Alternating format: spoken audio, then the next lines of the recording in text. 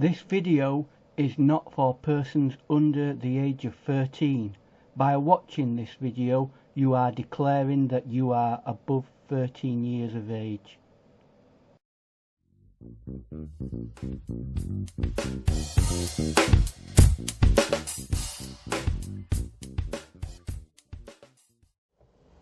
Hello and welcome to today's video. We have a challenge set to us today by Dina Tollefson. It's the Yellow Flower Art Challenge.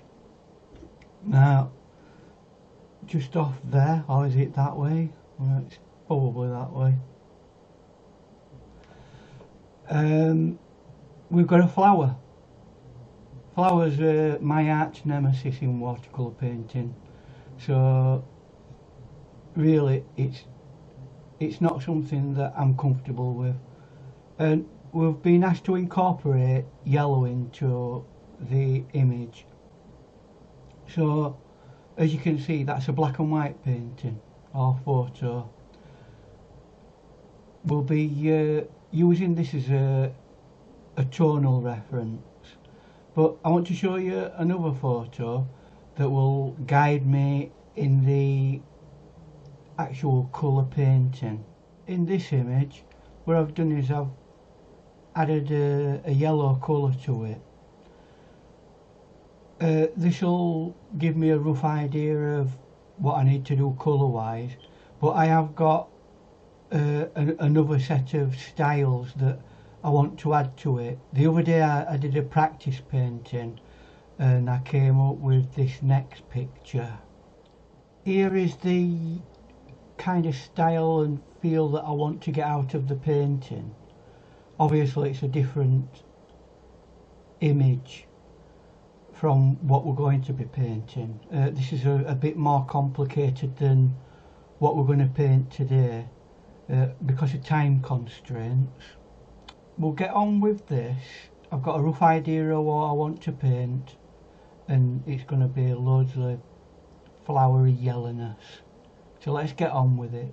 Today's equipment will be, the paper is Buckingford £140, that's 300 grams, cold press, rough. The paints I'll be using is a mixed palette. I'll mainly be using these ones, the yellows and some reds, just to darken it up a bit, some purples and maybe blues. So it's a very limited palette today, and we'll see how it goes with different brushes as we go along. Right, I'll just quickly draw the flower in. Most of the painting will be time-lapse, but I will be saying what I'm doing throughout the time-lapse.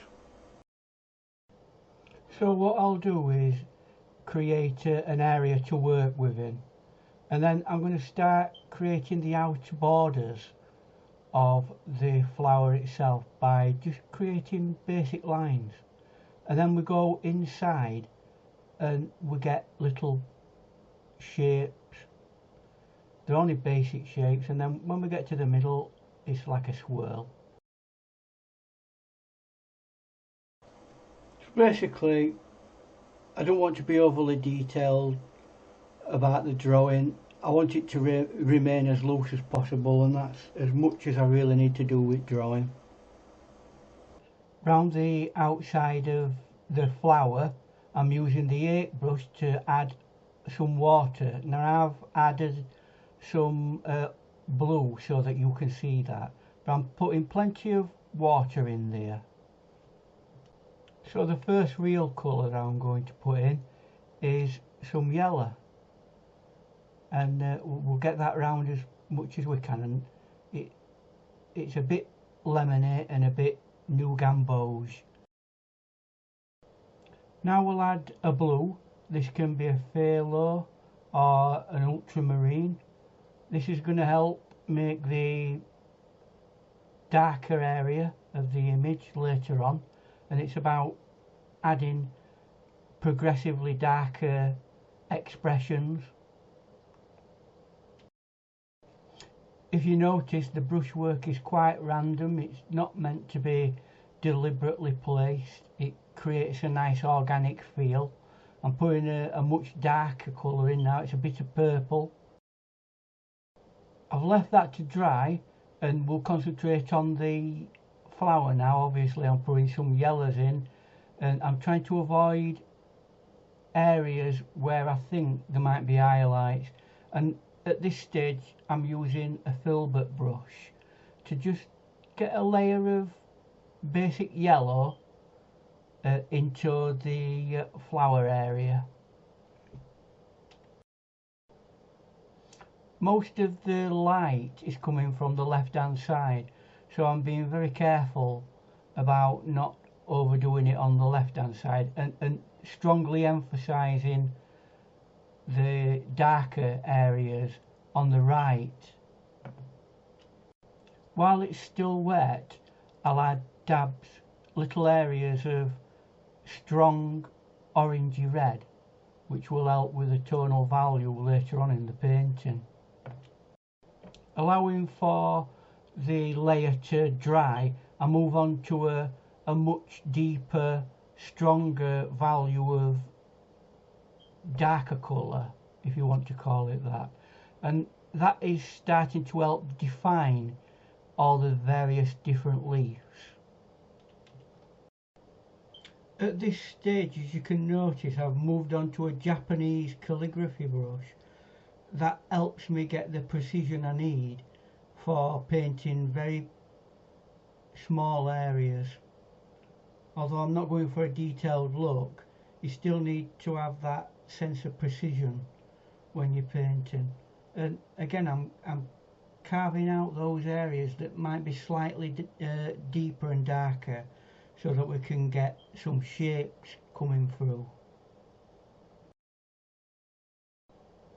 It's one of those paintings you have to be patient with. We have to allow for each layer to settle and dry.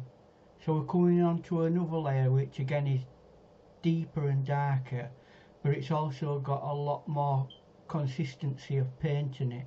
There's more paint than there is water than in the last layer, so we're getting stronger in paint and we're getting to do more definition in the painting as well now. One thing we are trying to do is do areas where you can see strongly defined lines and also slightly blended areas. It helps with the realism of it, although we're not doing realism, but it does create a nice feel that some things are blending off and others are quite strongly noted as being definite lines in the painting. And we keep building this thing up until we're happy that we've got to the right stage. That last colour were like a reddy purple colour, but we're going to start putting in the very deepest, darkest colour in. And if you notice, I'm being incredibly sparing about where I'm actually going to be doing that, because we don't want it to become some sort of graphic illustration, unless you want it to be very graphic in its illustration.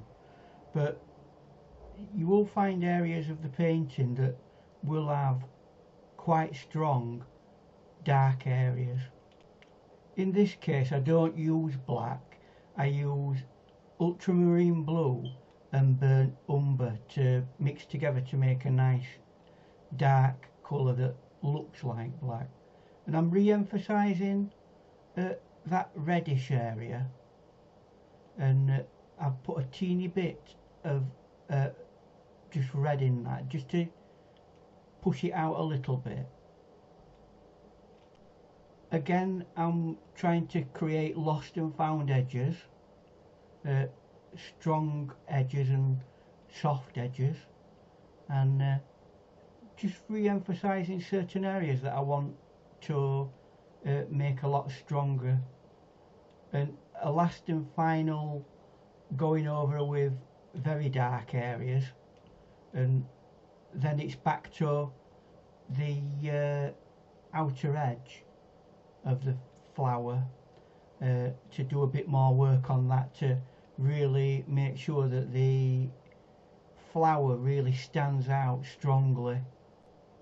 So that were a deep dark blue.